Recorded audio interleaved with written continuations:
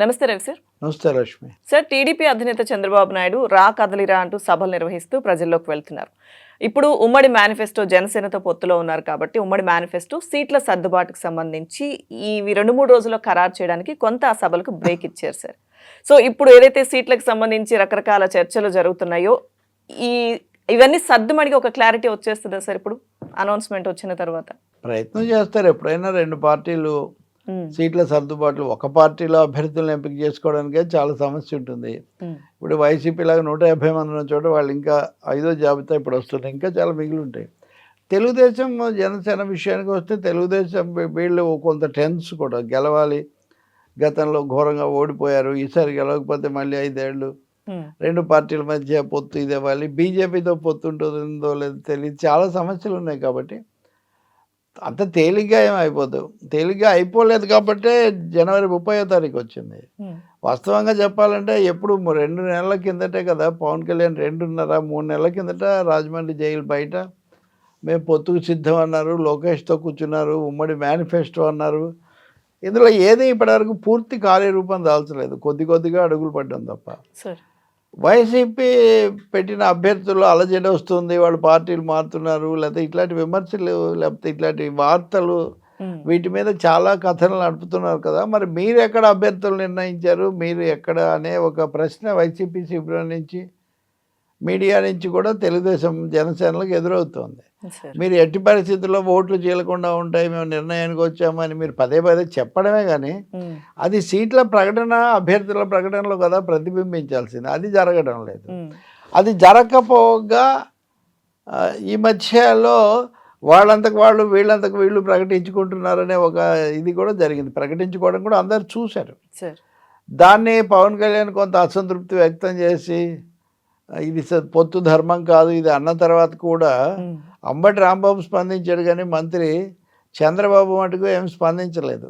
వాళ్ళలో కొంతమంది నాయకులు తప్పేం లేదు, మేము చూసుకుంటాం మీకు ఎందుకు అన్నారు. ఎదురుదాడి చేయటం ఎప్పుడు రాజకీయాల్లో పెద్ద సమస్య కాదు, కానీ ఎదురుగా ఉన్న వాళ్ళని కన్విన్స్ చేసుకోవడానికి తీసుకోవాల్సిన చర్యలే ఇక్కడ సమస్య. కాబట్టి ఒక టైం వచ్చినట్టుగా ఉంది.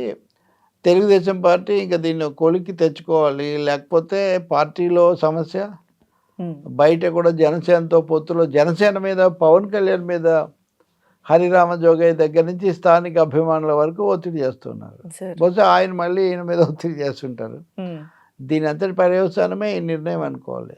ఇంకోటి కదలిరా సభలు, వాటి నిర్వహణ, వాటి స్పందన, వీటి మీద కూడా తెలుగుదేశం పార్టీ అంచనా దానికి ఉంటుంది.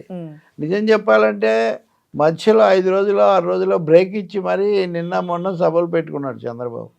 మధ్యలో చాలా సమయం పోయింది వాస్తవానికి.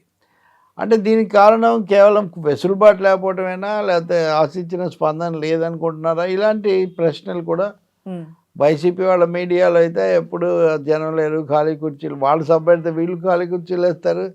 కుర్చీల బొమ్మలు కామన్, మనుషుల బొమ్మలు ఫోకసింగ్లో మార్పు వస్తుంటుంది. కానీ సో ఈ పరిస్థితుల్లో వాళ్ళు కూర్చొని తేల్చుకోవడం మంచిదని అభిప్రాయానికి వచ్చి ఉండొచ్చు. మంచిదనే నేను కూడా అనుకుంటాను. ఎందుకంటే ఈ నీళ్ళలో గేదెను పెట్టి కొమ్మలు చూపించి బేరం చేసినట్టు ఉడికే పైకి చాలా గంభీరంగా వివాదాలు పెంచుకుంటూ ఎక్కడెవరు రంగంలో ఉంటారో తెలియకుండా కుదిరే పని కాదు.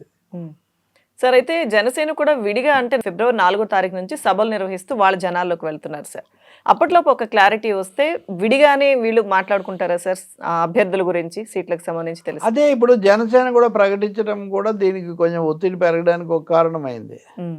ఈ లోపల పవన్ కళ్యాణ్ ఢిల్లీకి వెళ్తారనే వార్తలు, లేకపోతే ఆయన ఎవరు వీళ్ళు ఇద్దరు కలిసి చంద్రబాబు కూడా అక్కడికి ఢిల్లీకి వెళ్తారని రకరకాలవి వచ్చేసినాయి.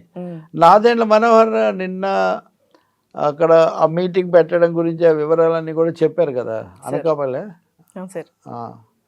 అక్కడ ఆయన చెప్తూ ఈ సీట్ల సర్దుబాటు కొలిక్కి వచ్చిందా లేదా, రెండవది పవన్ కళ్యాణ్ ఎందుకు అసంతృప్తిగా వ్యక్తం చేశాడు, ఇలాంటి ప్రశ్నలు వేశారు విలేకరులు. వాటికి ఆయన కొంచెం దాటవేత లేదా సూటిగా చెప్పలేకపోయాడు. పవన్ కళ్యాణ్ ఎంత సూటిగా చెప్పారు.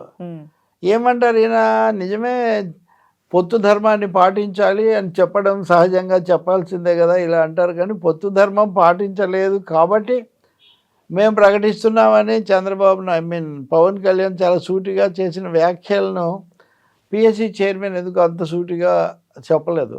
అంటే అది కొంచెం సమస్యాత్మకంగా మారింది వాళ్ళ మధ్యలో అనేది చాలా స్పష్టం.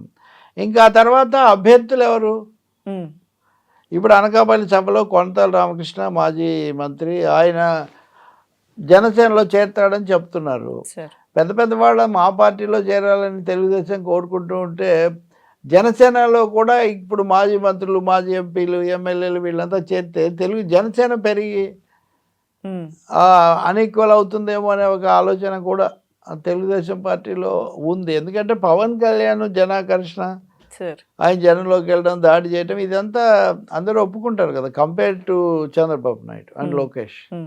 కాబట్టి జనసేన ఒక పరిధి మించి దూసుకుపోవటం, ముందుకు పోవాలని ప్రయత్నించడం కూడా తెలుగుదేశం పార్టీకి జీర్ణం కాదు. తెలుగుదేశం లాంటి పెద్ద పార్టీతో పొత్తులో ఉన్నాం కాబట్టి అన్నీ వాళ్ళు చెప్పినట్టే జరిగి వాళ్ళ మాటే చెల్లితే మన అస్తిత్వం ఏంటి, మన పెరుగుదల ఏంటి అనే ప్రశ్న జనసేనది. ఇది చాలనట్టు ఏ హరిరామ జోగయ్యో లెటర్ రాస్తాడు, మీరు ముఖ్యమంత్రి పదవి తీసుకోవాలి, ఇది అవ్వాలని. ఏ ముద్రగడ పద్మనాభం లాంటి ఆయనతో వీళ్ళు ఫోన్లో అది ఇది మాట్లాడి ఆయన కూడా ఇక్కడికి వస్తాడని వీళ్ళు కథలు లీకులు ఇస్తుంటారు. సో ఇక్కడ చాలా జరుగుతుంది. పైకి కనబడేదానికంటే కూడా టీడీపీ జనసేన మధ్యలో బేసిక్ కెమిస్ట్రీ కుదిరింది, కానీ ఆ తర్వాత ఇంకా చాలా చాలా మథనం అయితే జరుగుతుంది.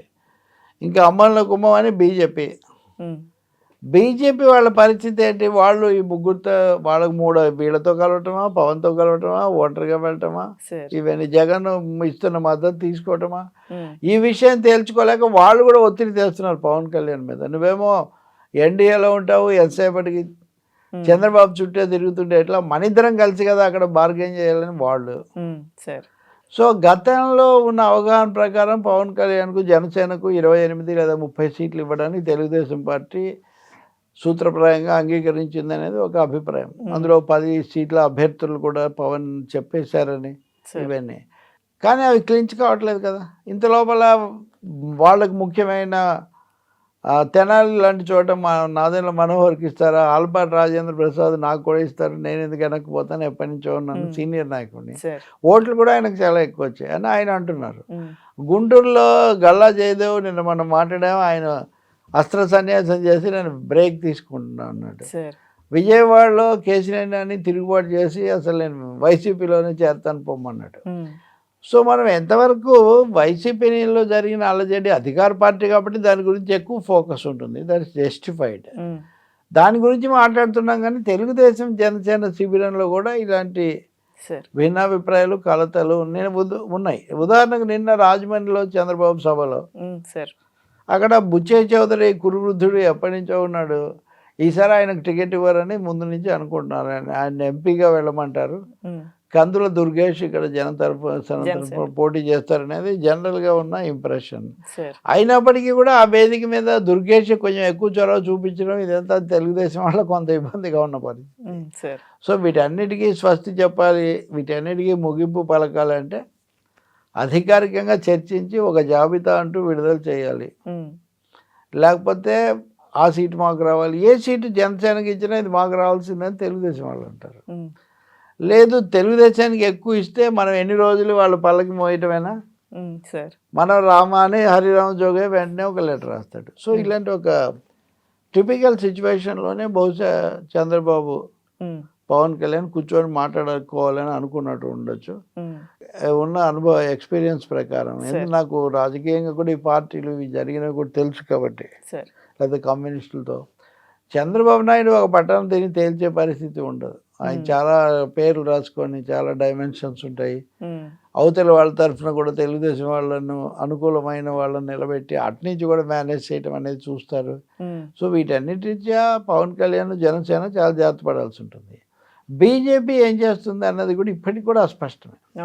మరి ఆయన ఢిల్లీకి వెళ్ళి అక్కడ ఏమైనా తెలుసుకొస్తారా, విడిగా వెళ్తారా, కలిసి వెళ్తారా, కలిసి వెళ్తే ముగ్గురు కలిసి వెళ్తారా, ఇద్దరు కలిసి వెళ్తారా, ఇవేవి తేలకుండా అది తేల్చడానికి కూడా వీళ్ళు కూర్చుంటున్నారని నా ఉద్దేశం బేసిక్గా. ఎందుకంటే నితీష్ కుమార్ బీహార్ ముఖ్యమంత్రి, ఆయన ఆర్జేడీతో ఉండి కూడా మీతో పొత్తు పెట్టుకుంటానంటే బీజేపీ 2 చేతులు ఆహ్వానించి వెంటనే ముఖ్యమంత్రి చేసింది. చంద్రబాబు నాయుడు రోజు నేను మీకోసం వస్తాను అని అడుగుతుంటే ఆయనకు మినిమం రెస్పాన్స్ ఇవ్వట్లేదు.